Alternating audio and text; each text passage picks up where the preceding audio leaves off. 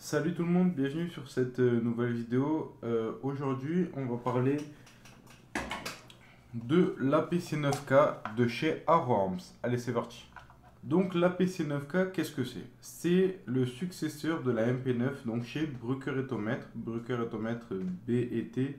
C'est un fabricant connu dans le monde de l'armement, notamment depuis quelques temps parce que cette arme, en tout cas pas la version K mais l'APC9 standard, a été adoptée par l'armée américaine en tant que SMG, donc Submachine Gun, pour la grande partie, il me semble, de leur armée. Elle a également été déjà adoptée dans certains pays comme le Brésil, l'Argentine et la Slovaquie. Elle existe en 7 versions avec 4 munitions différentes, donc du 45 ACP, du 40 Smith Wesson, 9 par 19, donc 9 mm autant, et du 10 mm auto. C'est une arme qui a une conception très récente parce qu'elle a été designée en 2010 et annoncée, donc ouverte à la vente en 2011. Et aujourd'hui, on peut la retrouver sur le marché français aux alentours des 2800 euros. A savoir que même la vraie arme est très légère, elle fait à peine 2,5 kg. En revanche, pour ce qui est de cette petite réplique, donc la version K de la PC9, donc avec un garde-main court, vous pouvez la trouver entre 300 et 450 euros sur des shops en ligne, bien évidemment. Elle est jusqu'alors pas trouvable en France. En tout cas, moi, j'ai pas trouvé de site internet qui la vendait. Peut-être que des boutiques physiques en vendent, mais je n'en ai pas trouvé. Elle est vendue sous la marque Arrow Arms, qui est en réalité une filiale de Ares. Donc ça, c'est ma simple déduction. Il y a une gearbox EFCS, donc on va trouver dans les Amoeba Ares. Il y a les moteurs slim qu'on va retrouver dans beaucoup de répliques de chez Ares. Ça fait déjà des gros points qui nous dirigent vers l'idée que c'est Ares qui fabrique cette réplique. Mais bon, d'abord, regardons cette réplique de plus près et les accessoires qu'il y avait dans la boîte. Donc du coup, la réplique d'un peu plus proche, ça donne ça. Avec sa petite crosse.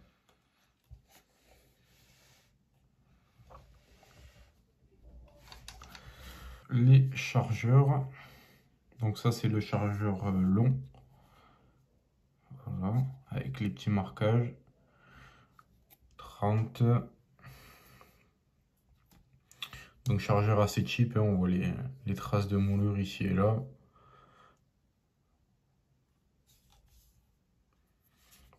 On peut également enlever le talon en caoutchouc. Donc voilà ce que ça donne sans le talon. Voilà.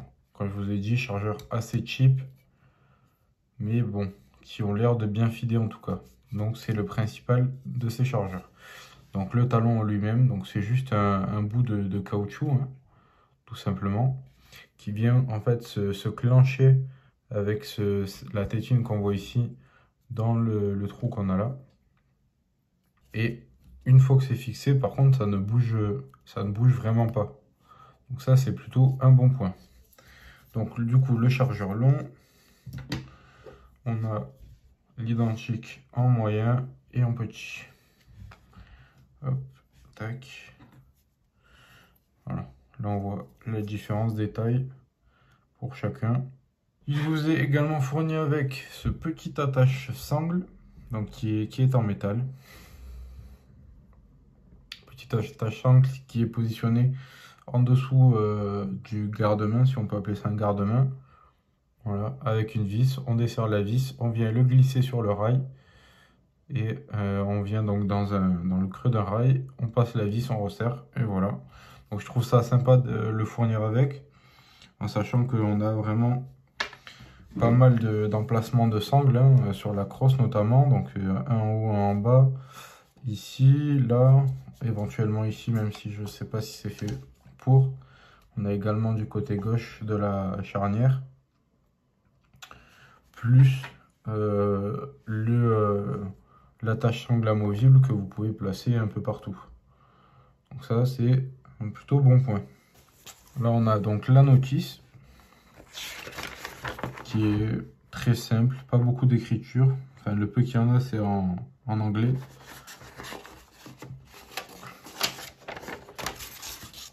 Et elle vient se déplier. Voilà, comme je vous ai dit dans l'unboxing, elle est basée sur la version crosse rétractable.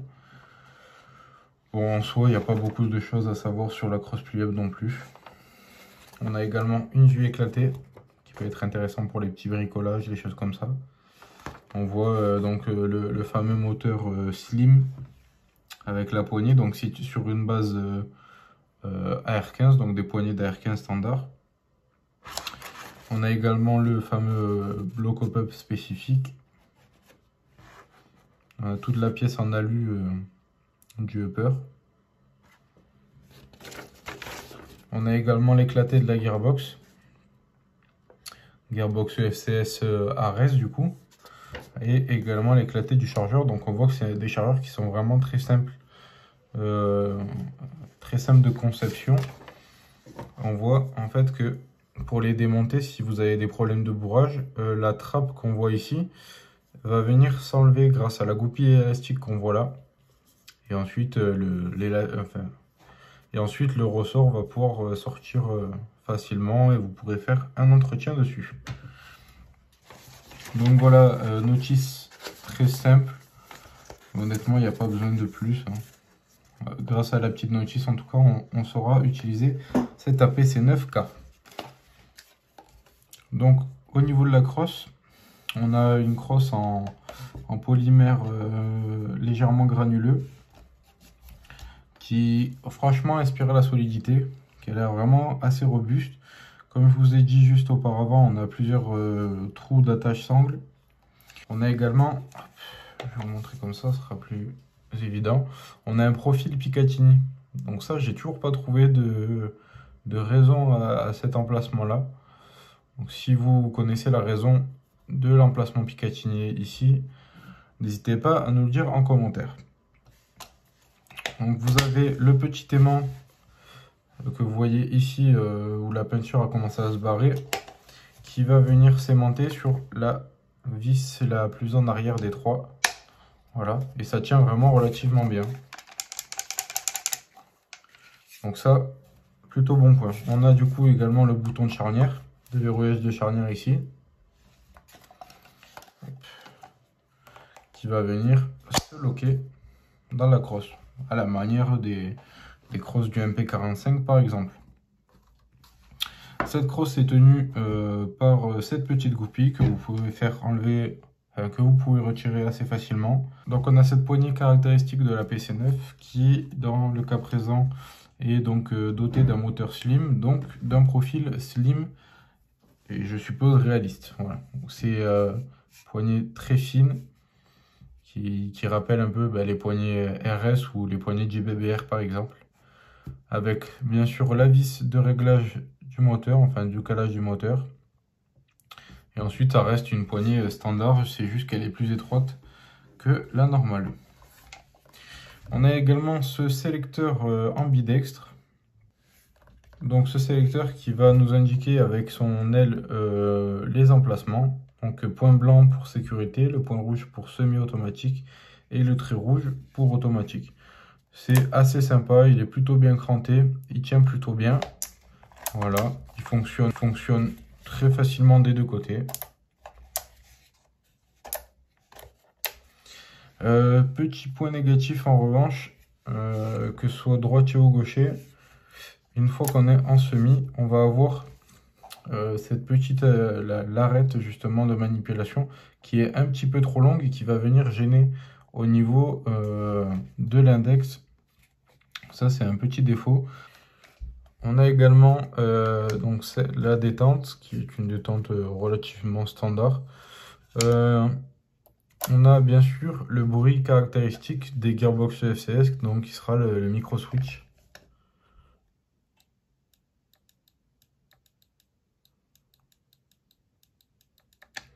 Voilà, donc c'est une course qui est très courte au final. Voilà, on arrive sur le switch, on applique nos tirs,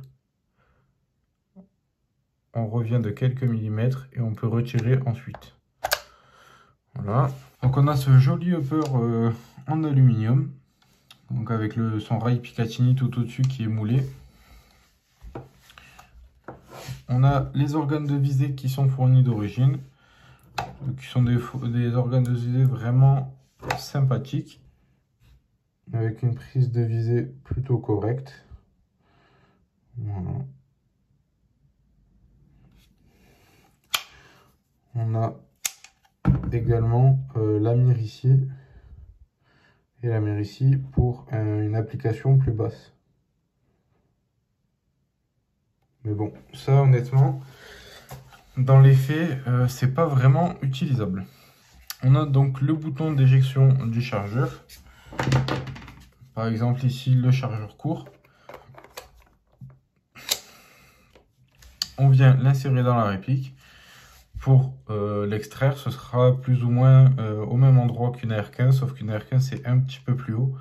Donc ce qui fait que des fois je vais essayer d'enlever le chargeur avec le ball catch. Donc on appuie simplement et il sort tout seul.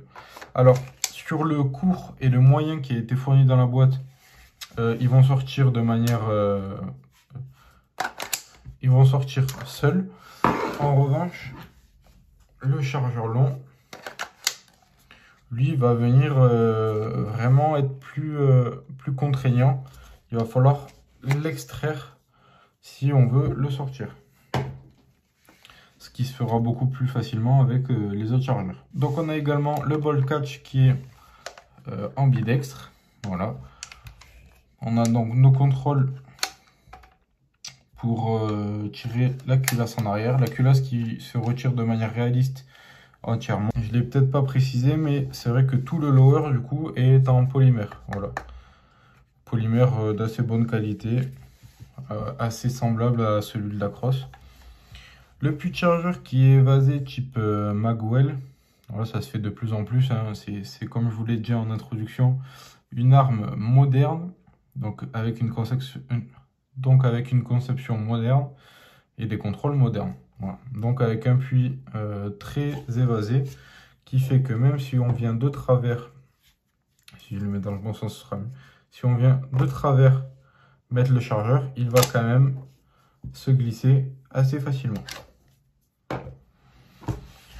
Choses qui sont de plus en plus fréquentes sur les conceptions modernes aussi, ça va être la largeur du ponté qui est vraiment beaucoup plus large qu'une R15 standard ou qu'un Glock ou quoi. Donc ça se voit, on le voit de plus en plus sur les conceptions modernes. Les pontées sont en règle générale beaucoup plus évasées pour l'utilisation des gants, pour une utilisation avec des gants plus facile. Donc j'ai oublié de vous le préciser, mais les contrôles du levier d'armement sont forcément ambidextres. Alors j'ai vraiment un gros jeu par contre sur le levier d'armement gauche, donc ça, à voir si j'arrive à le bricoler. Mais c'est vrai que c'est assez embêtant comparé à celui de droite qui bouge très peu. Celui de gauche est vraiment bouge vraiment dans tous les sens, et à force de le prendre en main, il est venu marquer le upper. Donc ça, on va voir ce que je vais pouvoir faire pour que il évite de faire un mouvement comme ça. Ensuite, au niveau, on a également 3 vis, dont la vis du bas des deux côtés qui vont devoir être dévissés pour enlever le canon. Le canon externe avec bloc hop-up et canon interne également. On a 2 rails latéraux en polymère qui sont amovibles, qui nous laissera apparaître en tout un emplacement qui ressemble à du M-Lock. Alors ça, c'est à essayer aussi, voir si c'est du vrai M-Lock. On a également bien sûr un Picatinny qui est lui moulé avec le upper, donc en dessous qui est en métal. Donc j'y ai installé une toute petite poignée UTG, très low profile, qui allait plutôt bien avec le look de cette réplique. Au niveau de la bouche de canon, point négatif, c'est qu'il n'y a pas de 14 mm anti-horaire. Ce qui fait qu'on sera obligé de soit acheter leur silencieux fait pour cette réplique. Donc c'est une bouche type MP5. Donc leurs silencieux sont forcément compatibles, mais c'est un silencieux qu'on va trouver aux alentours des 50 à 55 € il me semble. Ou sinon prendre un silencieux pour MP5 qui sera par conséquent compatible. Donc comme vous avez pu le voir, les finitions sont pas géniales mais sont vraiment correctes, les plastiques sont plutôt bons et la réplique dans l'ensemble est plutôt bien finie. Ça reste pas quelque chose d'époustouflant mais honnêtement ça va. En revanche, pour le prix, j'aurais aimé éviter quelques soucis que j'ai eu avec. Effectivement, je suis forcément allé jouer avec, je ne vous ferai pas la vidéo sinon, et j'ai eu un petit souci qui a fait que j'ai perdu le levier d'armement au côté gauche de la réplique. Ce qui fait que je n'ai plus le levier d'armement qu'à droite. Quand j'avais fait les plans de près, donc qui étaient avant que je joue, j'avais spécifié que le levier d'armement à gauche bougeait de manière plus ample que le levier d'armement de droite. En revanche, je ne pensais pas que c'était directement l'attache du levier d'armement sur le corps qui avait faibli. Ce qui fait que je l'ai perdu en partie, donc c'est impossible à retrouver. C'est une petite pièce sur un terrain de forêt, c'est impossible. Donc j'espère que celui de droite ne tombera pas. Par contre, c'est vrai que pour une réplique qui est à minimum 300 euros, on aurait aimé avoir au moins un levier d'armement qui gère. C'est un Lemon que j'ai eu sur cette réplique-là. Je pense que toutes les répliques APC 9K ne sont pas défectueuses sur ce point-là. Pour ce qui est des points négatifs, il y a aussi le fait de nous avoir mis un cache-flamme MP5. Donc en soi, c'est pas vraiment ça qui est dérangeant. Ce qui est plus dérangeant, c'est de ne pas l'avoir monté sur du 14 mm anti-horaire. Ça aurait été le minimum syndical de nous mettre du 14 mm anti-horaire afin qu'on puisse y mettre le silencieux que l'on veut et pouvoir par conséquent rallonger un peu le canon interne qui est vraiment minuscule. En parlant du canon interne et du système bloc up, bien évidemment c'est un bloc up propriétaire comme on peut le voir sur ces images. En revanche, il fait vraiment très bien son travail. De ce que j'ai pu voir, ça c'est encore de la déduction, j'ai l'impression qu'ils nous ont mis un Maple Leaf M-Europe en 50 degrés dedans. Ça y ressemble fortement, l'appui est identique, la couleur du joint est identique. Ensuite, le canon, c'est un canon en laiton. J'ai pas trouvé d'informations sur le diamètre interne. Mais bon, c'est un canon qui est vraiment court. Il faudra passer sur du 6.01 pour avoir une précision correcte. En revanche, le bloc up se règle vraiment pas mal. La molette est quand même relativement dure, ça ne se dérègle pas tout seul. Autre point négatif, ça va être la puissance en sortie de boîte. Alors, je sais pas si c'était encore une fois un problème de ma réplique ou c'est toutes les productions qui sont comme ça.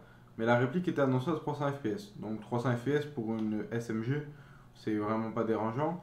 En revanche, moi, elle est arrivée à 360 fps. Donc je l'ai commandé sur Gunfire, c'est eux qui ont fait les tests. Mais 360 fps, c'est vraiment beaucoup trop pour une réplique aussi courte avec un canon aussi court.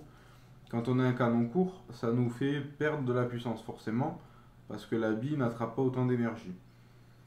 Alors le ressort qu'ils ont dû me mettre là-dedans, ça devait être au moins M120 ou M130 minimum. Ce que j'ai fait, c'est que pour aller jouer et pas blesser les collègues, j'ai mis un M90 que j'avais à la maison qui me sort aux alentours des 260 fps. Ce qui est, on va pas se le cacher, faible, mais qui m'a quand même permis de jouer plus sereinement. Après c'était c'était des parties orientées rush. Donc honnêtement, avoir une faible puissance, ça m'a pas forcément dérangé. Le jeu up a vraiment bien fait son boulot malgré ma basse puissance. J'ai joué à la 0.28 avec, ça partait quand même relativement loin, toute proportion gardée, attention. Relativement loin avec une relativement bonne précision. Il lève vraiment bien les billes, donc ça c'est un plutôt bon point. Et le dernier point négatif, ça va être l'accès au connectique. Donc ils ont pensé à nous faire une petite trappe. C'est vraiment sympa, c'est mignon. Mais la trappe est vraiment trop étroite et le câble de la connectique qui est d'origine en italien, qui ça aussi il va falloir se mettre au jean, on est en 2022, est vraiment court. Donc pour l'attraper c'est compliqué, pour le sortir aussi, pour rentrer tous les câbles, tout ça, c'est un peu la misère. Moi je vous conseillerais directement d'enlever en fait la goupille que vous avez à l'arrière, d'enlever la crosse et d'installer vos batteries, etc. Moi ce que j'ai fait, c'est que je l'ai quand même câblé en jean parce que toutes mes batteries sont en jean. Bon, d'origine, ça fonctionnait plutôt bien. Donc ça, sur ce point, ça va. En parlant des batteries, on peut la faire tourner à la 11.1. Je vous dis ça parce que la plupart des armes basses font tourner à la 11.1 et il n'y a jamais eu trop de soucis. Donc vous pouvez la tourner à la 11.1. Moi, je l'ai fait tourner à la 7.4 parce que je n'avais pas de batterie qui rentrait dans l'emplacement de batterie. Emplacement de batterie d'ailleurs, je sais pas si je vous l'ai montré sur les gros plans, qui en fait, donc là vous avez le câble et ça va venir se placer ici. Moi j'ai pu rentrer une batterie stick en 7.4, en revanche elle était un tout petit peu trop longue, ce qui faisait que je n'avais pas le ball catch qui s'activait.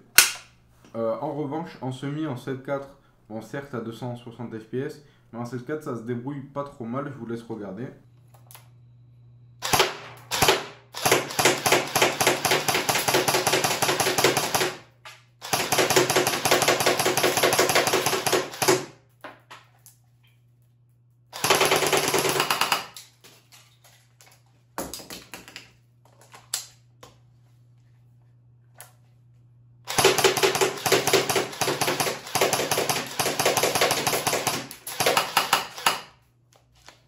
En revanche, j'ai pu du coup la tester, mais pas sur le terrain, à la 11.1. Et la 11.1, ça change vraiment tout.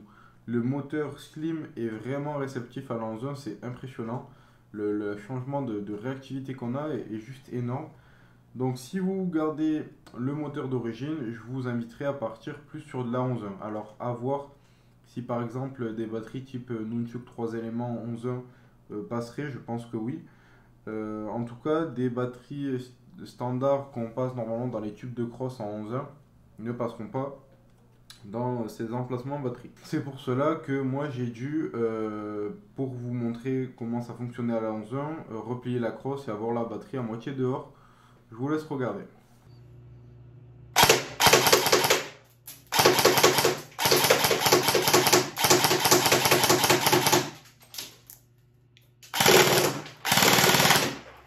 Donc voilà, vous voyez que vraiment à l'11.1 c'est vraiment impressionnant, que ce soit en semi ou avec la cadence de tir en automatique est juste impressionnante. Donc voilà, en soi je vous ai tout dit, les tests de tir j'espère arriveront bientôt, je peux pas vous les faire maintenant parce que j'ai peur que ça retarde trop la sortie de cette vidéo là. Je vous la ferai à part bien sûr, pour vous montrer ce que ça vaut. Je mettrai sûrement je ferai sûrement le comparatif entre les 260 fps que j'ai mis et le ressort d'origine. Parce qu'avec le ressort d'origine, c'est quand même impressionnant. Et puis voilà, en soi, si vous avez des questions sur cette jolie petite réplique, j'essaierai d'y répondre le plus précisément possible. Et puis je vous dis à la prochaine pour une prochaine vidéo. Ciao tout le monde.